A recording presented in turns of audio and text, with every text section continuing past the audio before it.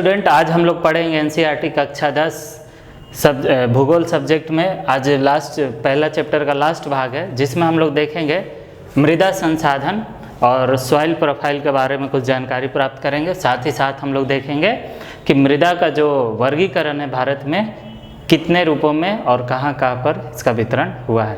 तो चलिए शुरू करते हैं। सबसे पहले है कि मृदा संसाधन किसे कहते हैं। तो जो मिट्टी है, जिसे हम लोग सॉइल या मृदा भी कहते हैं, ये बहुत ही नवीकरणीय साथ ही साथ ये प्राकृतिक संसाधन है और इसको बनने में लाखों वर्ष लग जाते हैं। और ये जो है मृदा संसाधन मिट्टी, ये हमारे पौधों के विकास के लिए महत्वपूर्ण है। जब पौधों का विकास होगा उससे अनाज बनेगा, वही अनाज पृथ्वी के जितने भी लोग सभी लोग खाते हैं, उसी पे जीवन निर्भर है। इस तरह हम कह सकते हैं कि मृदा जो है एक महत्वपूर्ण प्राकृतिक संसाधन है जो नवीकरणीय है।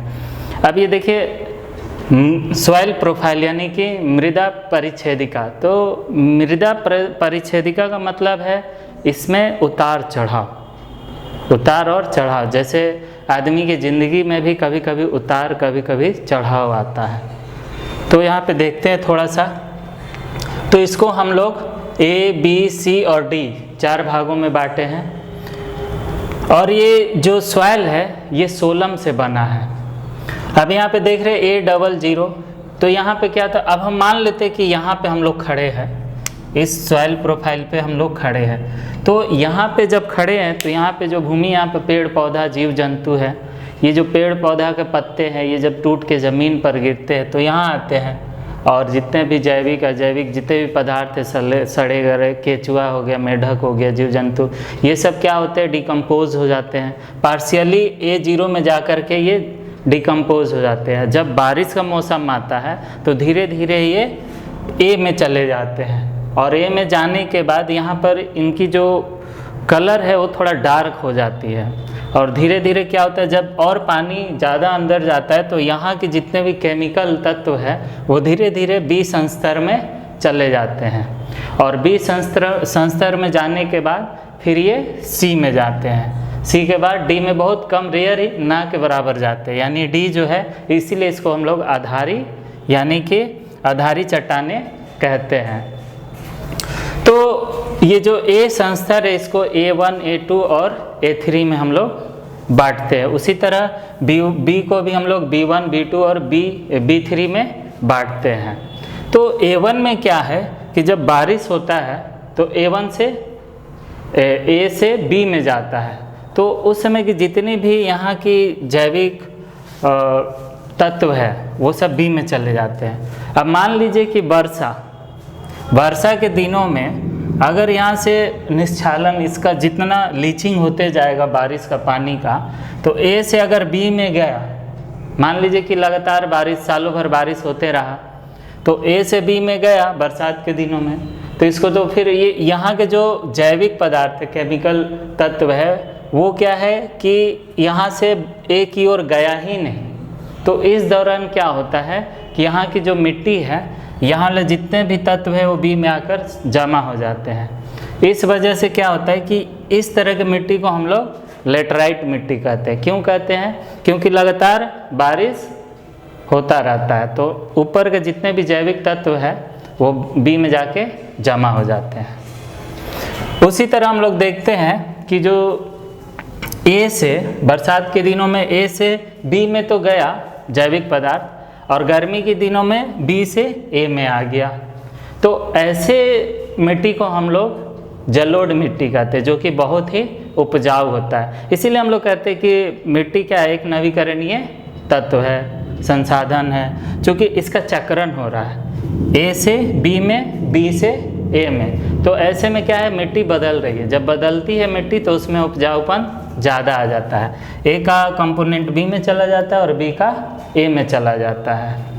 लेकिन मान लीजिए आप, अगर सिर्फ कोई ऐसा क्षेत्र जहाँ बारिश ही नहीं हो रहा, तो उस हालत में क्या होगा कि जितने भी नीचे के जैविक तत्व है वो सब बाहर आते चले जाएंगे। A से B से A में और A से ऊपर। और बारिश हो ही नहीं रही है और सब जैविक तत्व निकल जाएंगे, तो वो क्या होगा, वो क्षेत्र मरुस्थलीय हो जाएगा। जैसे भारत का मरुभूमि यानी मरुस्थलीय मृदा है, वो इसी तरह का है। तो इस तरह हम लोग देखते हैं मृदा किस प्रकार अपने प्रोफाइल के अंदर उतार चढ़ाव के माध्यम से बनता है। और यहाँ पे ट्रांजिशन जोन होता है बी और सी के बीच में, ए और बी के बीच में।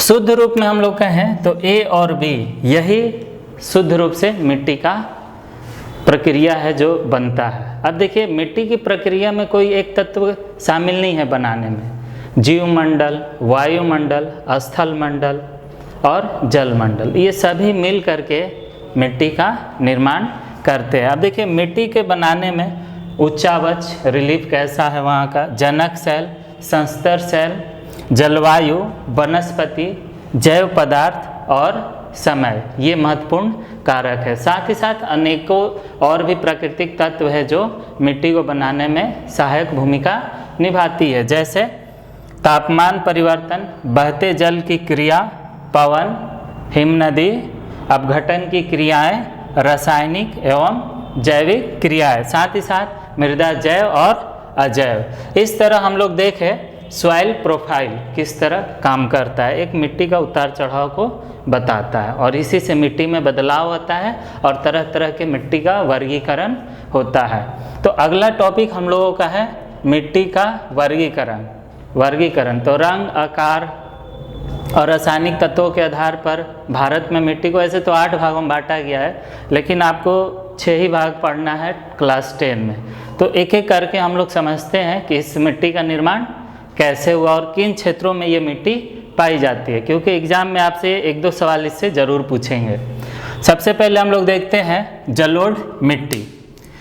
तो जलोढ़ मिट्टी का विस्तार पूरे भारत में सबसे ज़्यादा है, लगभग 43% भाग पर जलोढ़ मिट्टी का विस्तार है। जलोढ़ का मतलब क्या है, जल के द्वारा ढोया गया मिट्टी।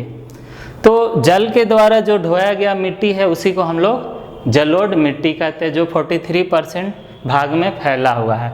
कहाँ, तो ये आप देख सकते हैं उत्तरी मैदानी क्षेत्रों में और संकरी गरली से, ये देखिए राजस्थान, गुजरात के कुछ क्षेत्रों में, और इधर में आपका असम और साथ ही इधर में बंगाल होते हुए महानदी गोदावरी, कृष्णा, कावेरी, इन सब नदियों के माध्यम से संकरी गलियों से ये यहाँ तक पहुँच जाती है। चूँकि ये सिंधु, गंगा और ब्रह्मपुत्र 3 महत्वपूर्ण नदियों का जो बहाव है उसी से इस मिट्टी का निर्माण हुआ है। और ये जो मिट्टी है ये उपजाऊ बहुत ज़्यादा है, इसमें नाइट्रोजन, पोटेशियम और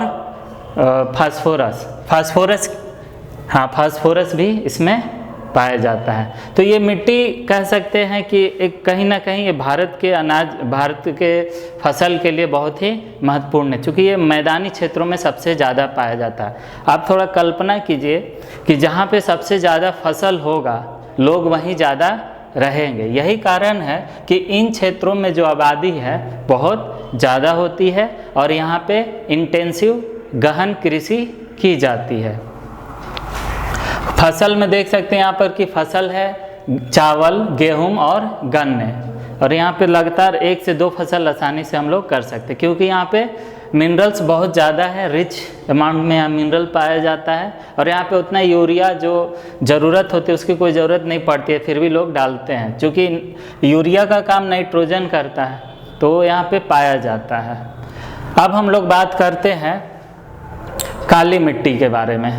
तो काली मिट्टी का जो निर्माण हुआ है वो भारत में, जब भारत रेनियन आइलैंड जो मेडागास्कर के बगल में था, वहाँ हॉटस्पॉट पे भारत बहुत सालों तक रहा था। तो वहाँ पे जो भारत में एरप्शन हुआ था, वोल्केनो यानी कि ज्वालामुखी एरप्शन जब हुआ था, तो वहाँ पर बेसाल्टिक लावा निकला था। उस लावा के कारण बेसाल्टिक लावा पूरे डेक्कन प्लेट्यू में ये फैलता गया और फैलते फैलते इस पूरे क्षेत्र में एक स्तर बनता चला गया, जिसके वजह से वो लावा ब्लैक थी। इसीलिए यहाँ पर क्या ये पूरे क्षेत्र में जब फैला तो इसको हम लोग काली मिट्टी या ब्लैक सॉइल कहते हैं। चूँकि काली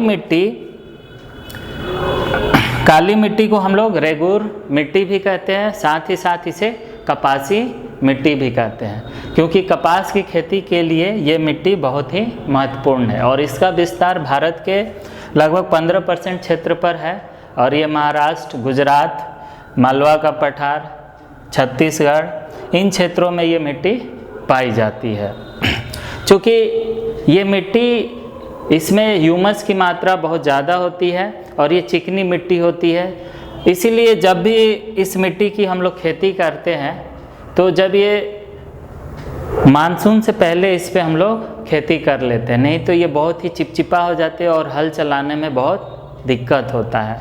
गर्मी के दिनों में इसमें दरारें बन जाती है, इसीलिए इसको हम लोग बहुत पहले ही इस पे हल चला करके खेती करते हैं। अब हम लोग देखते हैं लाल और पीली मिट्टी।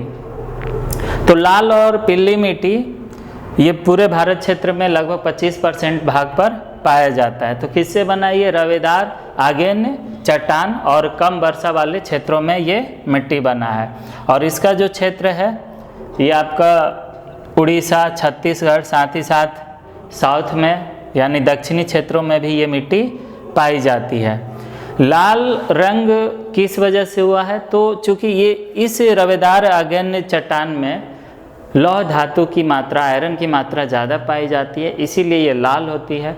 जब इसी लौह धातु पर बारिश का पानी होता है तो उसमें पीलापन आ जाता है, इसीलिए हम लोग इसको लाल और पीली मिट्टी कहते हैं। क्योंकि ये जो मिट्टी है इसमें भी बहुत सारे मिनरल्स पाए जाते हैं और इसमें हर तरह के फसल को हम लोग उगा सकते हैं थोड़ी सी सिंचाई करके। तो ये मिट्टी बहुत से क्षेत्रों में पाई जा सकती है, आप देख सकते हैं मैप में दिया हुआ है। अब हम लोग देखते हैं लेटराइट सॉइल। लेटराइट सॉइल जो है ये ग्रीक भाषा के लेटर शब्द से लिया गया, जिसका अर्थ होता है ईंट।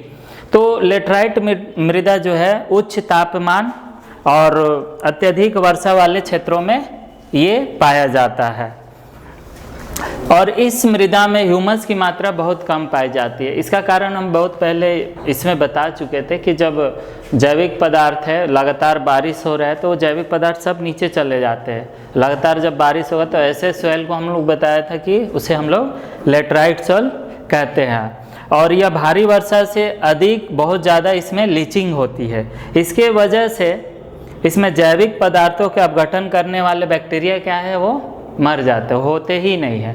तो इस मिट्टी में हम लोग अगर इरिगेशन करें, सिंचाई के माध्यम से हम लोग इन क्षेत्रों में विभिन्न प्रकार की फसलें उगा सकते हैं। जैसे कि कर्नाटक, केरल और तमिलनाडु में सिंचाई के माध्यम से चाय और कॉफ़ी का खेती की जाती है।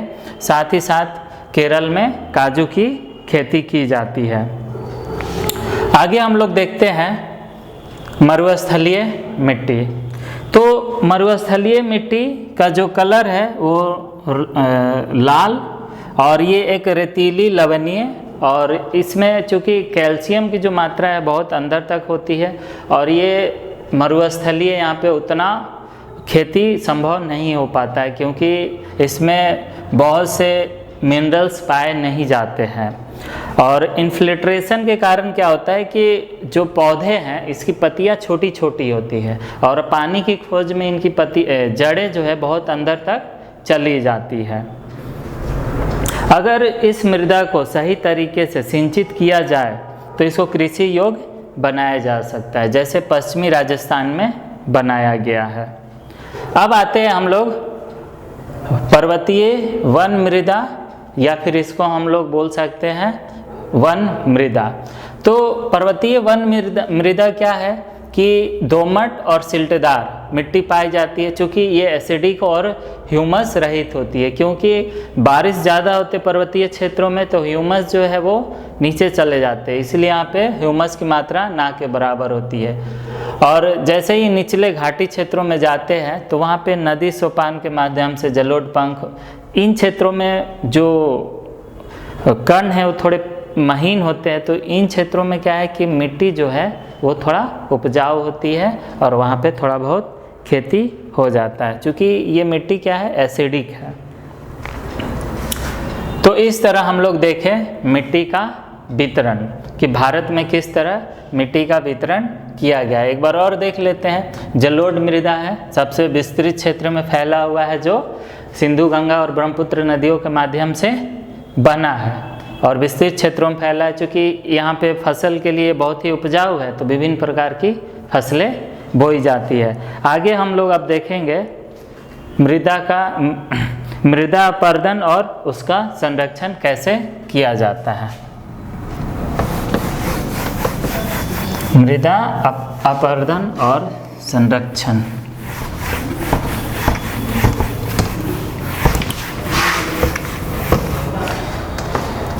मृदा अपरदन एवं और संरक्षण। तो मृदा अपरदन का मतलब है कि मृदा के कटाव और उसके बहाव की जो प्रक्रिया है, जो मृदा का कटाव और बहाव, इसी प्रक्रिया को हम लोग मृदा अपरदन कहते हैं। और ये जो प्रक्रियाएं हैं दोनों साथ साथ चलती है और इस निक्षेप से मृदा का अपरदन होता रहता है। चूँकि मृदा का अपरदन तो हो ही रहा और मानवीय क्रियाओं जैसे कि अति पशुचारण, खनन, निर्माण उद्योग, वनोन्मूलन, वनों का काटना, इसके वजह से क्या है कि लगातार मृदा का अपरदन हो रहा है। बहते हुए जल, हिमनद और पवन, ये जितने भी है मृदाओं को काट रहे हैं, जिसके वजह से मृदा में क्या है डिग्रेशन आ रहा है, निम्नीकृत हो रहा है, मृदा अपरदन बढ़ते जा रहा है। और जो खेती करने का जो तरीका है किसानों का, कुछ किसान अगर नहीं पता है जैसे तैसे जब खेती करते हैं तो भूमि को बहुत अंदर तक अगर जोतते जाते हैं तो भूमि ऊपर नीचे हो जाती है, ठीक से गड्ढा हो जाता है, अच्छे से भूमि को जोत नहीं पाते। इसके वजह से भी मृदा अपरदन होता है। बहुत से प्रॉब्लम होते हैं। ऐसे ही चंबल बेसिन क्षेत्र में जो मृदा का कटाव अपरदन होता है वहाँ पे और नालिका बन जाता है, जिसको बेडलैंड या उत्खात भूमि भी कहते हैं। तो इस तरह मृदा अपरदन हो रहा है। तो इसका संरक्षण कैसे किया जाए मृदा अपरदन का? तो मृदा अपरदन के संरक्षण के लिए हम लोग समोच्च जुताई के माध्यम से कर सकते हैं, फिर सीढ़ी नुमा खेती के माध्यम से कर सकते हैं, पेड़ों की रक्षक मेखला बनाकर कर सकते हैं, रेतीले टीलों में कांटेदार झाड़ियाँ लगाकर कर सकते हैं, वन उन्मूलन के वन को हम लोग ज़्यादा से ज़्यादा लगा करके मिट्टी का कटाव को रोक सकते हैं। तो ये था संरक्षण के उपाय। तो इस तरह आज हम लोगों ने देखा भू संसाधन के बारे में कि मृदा परिच्छेदिका क्या है, मिट्टी का वर्गीकरण देखे कि भारत में जो मिट्टी का वर्गीकरण है किस आधार पर किया गया है, और साथ ही साथ आज हम लोग इस चैप्टर को समाप्त करते हैं। एक टॉपिक छूट गया था जलोढ़ मृदा के बारे में। तो जलोढ़ मृदा आयु के आधार पे दो तरह के होते हैं, एक खादर और एक बांगर। जो पुरानी होते हैं उसको बांगर बोलते हैं, जो खादर होती है, जो नई होती है उसे खादर बोलते हैं।